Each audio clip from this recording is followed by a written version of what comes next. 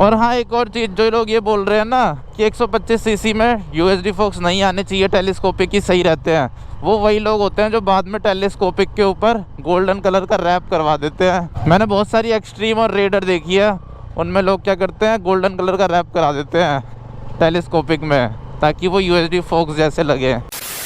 तो स्वागत है यार आप सभी का एक और नए दिन में। अभी टाइम सुबह के 8 बज रहे हैं और फिलहाल मंदिर आ रखा था, आज ट्यूसडे है ना, इसीलिए। और ऊपर से आज वो भी है विश्वकर्मा डे। और बहुत सारे भाइयों का ना एक कमेंट आता है कि इसमें कितनी स्पीड में वाइब्रेशन आती है, तो 80 के बाद आती है इसमें वाइब्रेशन।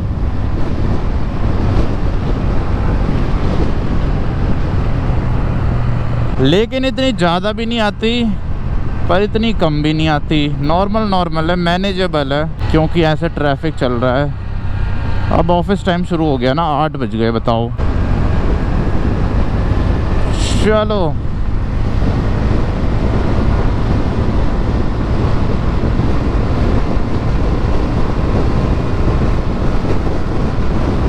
ओ भाई, ये तो 100 बहुत जल्दी चढ़ रही है।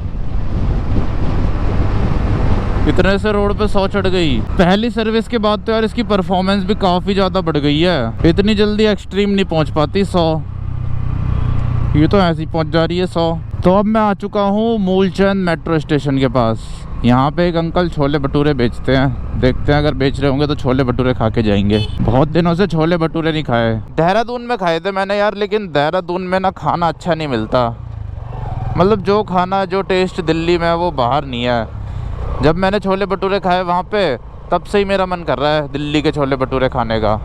बाहर के लोगों को आता ही नहीं है छोले भटूरे बनाना। बंद है यार, अभी तो सब कुछ ही बंद है। अभी तो वो चल रहा है, प्रिपरेशन चल रही है अभी। वैसे यहाँ पे मूलचंद के पराठे भी मिलते हैं, पर यार वहाँ ना मेरा मन नहीं करता। जैसे ही जाओ खाना खाने, भिखारी आ जाते हैं। और यहाँ पे ये भी है नागपाल के छोले भटूरे, पर ये मेरे को बहुत ओवररेटेड लगता है। और ऊपर से यहाँ भीड़ भी बहुत है, यहाँ तो लाइन में लगना पड़ रहा है इतने सुबह भी।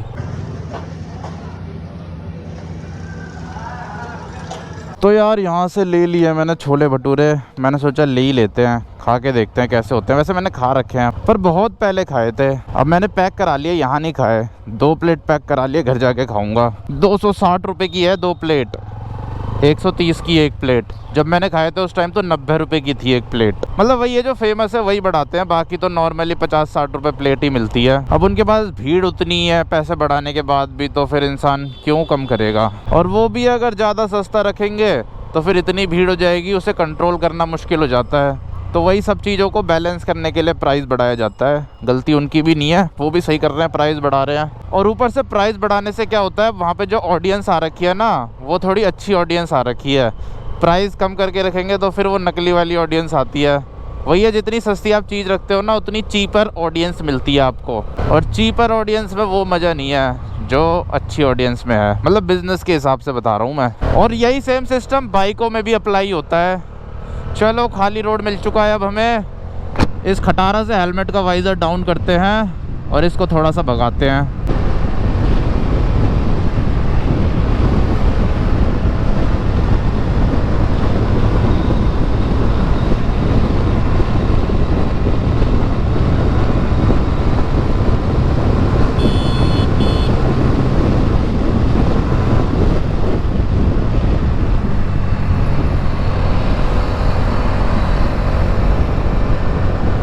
भाई साहब यार, ये तो 100 ऐसे चढ़ रही है, पता ही नहीं चल रहा। इतनी तो पहले नहीं चढ़ती थी इतनी जल्दी। और 100 में भी ना इतनी ज़्यादा भी वाइब्रेशन नहीं लग रही मेरे को। तो वो तो मैं जब मीटर में देख रहा ना, जब पता चल रहा मेरे को कि 90 पार हो रही है बाइक। और यार काफ़ी ज़्यादा ना कंट्रोल में रह रही है बाइक, 100 में भी एकदम स्टेबल रह रही है। वैसे 100 से ऊपर गई है ये, पता नहीं कितनी ऊपर गई है, घर जाके पता चलेगा एडिटिंग के टाइम पे। पर बिल्कुल भी ना बाइक में पता ही नहीं चल रहा है 100 से ऊपर चल रही है, 100 चल रही है।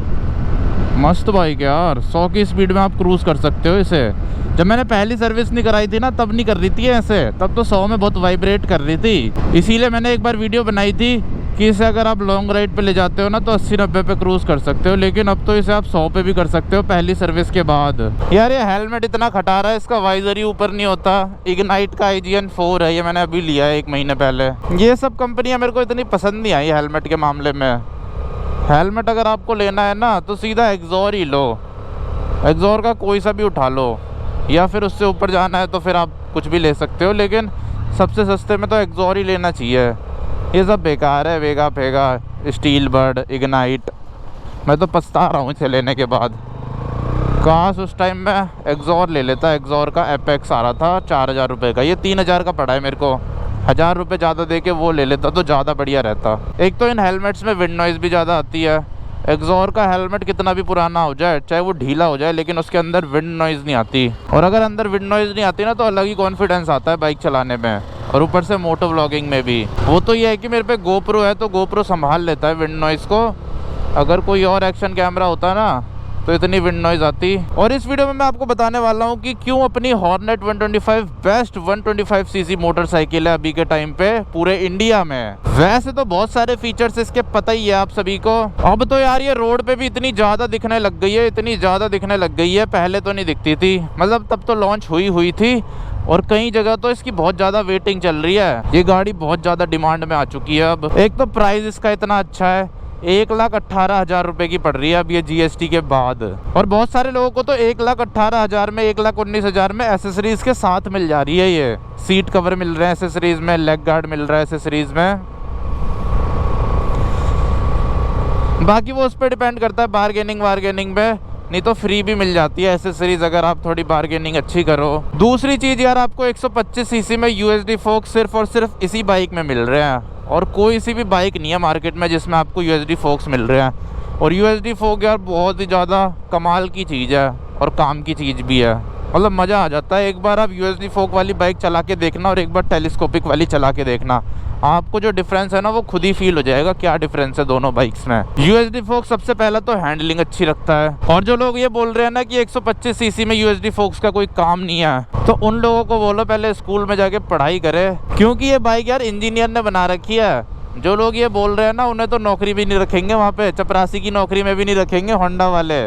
और USD फोक का इंजन से कोई लेना देना ही नहीं है। सस्पेंशन का काम होता है कंफर्ट प्रोवाइड करना, ब्रेकर में, उबड़ खाबड़ रास्ते में स्टेबिलिटी प्रोवाइड करना, हाई स्पीड वगैरह में, तो उसका इंजन से कोई रिलेशन ही नहीं है। और जो सस्पेंशन होते हैं वो बाइक की कैटेगरी के हिसाब से भी ट्यून होते हैं। अब जैसे ये स्पोर्ट्स बाइक है तो स्पोर्ट्स बाइक के थोड़े स्टिफर साइड रहते हैं, कोई एडवेंचर बाइक होगी उसके थोड़े सॉफ्टर साइड रहते हैं। और ऊपर से भी कई बाइकों में एडजस्टेबल भी आते हैं, जैसे इसका जो पीछे वाला सस्पेंशन है ना वो एडजस्टेबल है, उसे आप अपने हिसाब से सॉफ्ट या हार्ड कर सकते हो। और कई बाइकों में तो आगे के जो USD फोक्स हैं वो भी एडजस्टेबल आते हैं, लेकिन इसमें एडजस्टेबल नहीं है। पर USD फोक्स यार काफ़ी ज़्यादा कमाल की चीज़ है, उसकी वजह से ये बाइक बहुत ज़्यादा स्टेबल रहती है 90-100 की स्पीड में। और जैसे रोड पे ऐसे बम्प आते हैं ना तो ये ज़्यादा उछलती नहीं है, ये बम्प बहुत अच्छे से एब्जॉर्ब करते हैं ये USD फोक्स। वहीं जो टेलीस्कोपिक होते हैं ना वो ज़्यादा झूलते हैं, जिसकी वजह से स्टेबिलिटी थोड़ी कम होती है। ये देखो जैसे बम्प है ये बहुत आराम से झेल लेती है, पता भी नहीं लगने देती। तो इसीलिए अगर USD फोक्स आपको बाइक में मिल रहे हैं तो काफ़ी ज़्यादा बढ़िया चीज़ है। लेकिन हाँ, टेलीस्कोपिक में भी काम तो चल ही जाता है, पर USD फोक्स ज़्यादा बढ़िया है मेरे हिसाब से। इसीलिए पहले अपनी 125 सीसी की बाइक में USD फोक्स लाओ, तब आना कंपटीशन करने, वरना तो इस बाइक का कोई कंपटीशन ही नहीं है। ऊपर से देखने में इतने स्पोर्टी लगते हैं यार। और हाँ, एक और चीज़, जो लोग ये बोल रहे हैं ना कि 125 सीसी में USD फोक्स नहीं आने चाहिए, टेलीस्कोपिक ही सही रहते हैं, वो वही लोग होते हैं जो बाद में टेलीस्कोपिक के ऊपर गोल्डन कलर का रैप करवा देते हैं। मैंने बहुत सारी एक्सट्रीम और रेडर देखी है, उनमें लोग क्या करते हैं, गोल्डन कलर का रैप करा देते हैं टेलीस्कोपिक में, ताकि वो USD फोक्स जैसे लगे, लेकिन फिर भी वो नहीं लग पाते। बहुत ही ज़्यादा दुख के साथ कहना पड़ रहा है। और ऊपर से ये बेस्ट 125 सीसी बाइक इसलिए भी है क्योंकि जो इसकी सर्विस है ना, सर्विस इंटरवल वो 5-6 हज़ार किलोमीटर पे है। वैसे तो NS 125 का भी इतना ही है, लेकिन जो एक्सट्रीम है और रेडर है उनका 3000 किलोमीटर पे है। NS 125 और होंडा हॉर्नेट 125 का सेम है। इन दोनों ही बाइक्स को आपको 5-6 हज़ार किलोमीटर पे सर्विस करवानी पड़ेगी। लेकिन ये है कि जो NS 125 है उसकी सर्विस कॉस्ट ज़्यादा है और उसकी मेंटेनेंस भी ज़्यादा है, उसके स्पेयर पार्ट्स भी महंगे हैं, क्योंकि उसमें same to same NS 200 NS 160 वाले स्पेयर पार्ट्स लगते हैं। लेकिन जो वहीं ये हॉर्नेट 125 है इसकी सर्विस कॉस्ट कम है और दूसरे इसके पार्ट्स भी सस्ते होंगे NS 125 से। तो इसीलिए एक तरह से देखा जाए तो ये ज़्यादा सस्ती पड़ रही है मेंटेनेंस में, एक्सट्रीम से भी ज़्यादा सस्ती मेंटेनेंस है इस बाइक की। और ऊपर से यार सब कुछ ले आओगे आप, लेकिन होंडा की रिलायबिलिटी कहाँ से लाओगे, वो थोड़ा ना मिल रही है मार्केट में। हीरो के जो इंजन होते हैं वो बहुत ज़्यादा जल्दी खुल जाते हैं मतलब सबके नहीं खुलते, लेकिन बहुत सारे लोगों के खुल जाते हैं। पहले तो स्प्लेंडर का रिलायबल आता था, अब तो स्प्लेंडर के भी खुल जा रहे हैं। 20-30 हज़ार किलोमीटर चलने के बाद बाइक इंजन का काम मांगने लग जाती है हीरो में, लेकिन वो चीज़ होंडा में नहीं है। तो ये देखो कुछ ऐसी लगती है अपनी बाइक देखने में। ये रहे इसके गोल्डन कलर के USD फोक्स, कितने तगड़े लगते हैं ये देख लो, अलग ही चमकते हैं। ये तो होने ही चाहिए यार किसी भी बाइक में। कोई भी बाइक स्पोर्ट्स बाइक आप लेते हो ना, ये तो अब मस्ट है। अब मैं इसके बाद कोई सी बाइक लूँगा ना तो USD फोक्स तो लूँगा ही लूँगा उसमें। अगर USD फोक्स उसमें नहीं होंगे तो मैं वो बाइक नहीं लूँगा बिल्कुल भी। बस इस बाइक में एक कमी है टायर की, उसके अलावा कुछ भी कमी नहीं है। और टायर की कमी भी किसी किसी एंगल में लगती है, देखो इस एंगल से नहीं लग रही, लेकिन एकदम आप पीछे चले जाओगे ना तब लगेगी, बाकी वैसे नहीं लगती। एकदम खतरनाक ही लुक बना रखा है होंडा ने इसका, ये देख लो।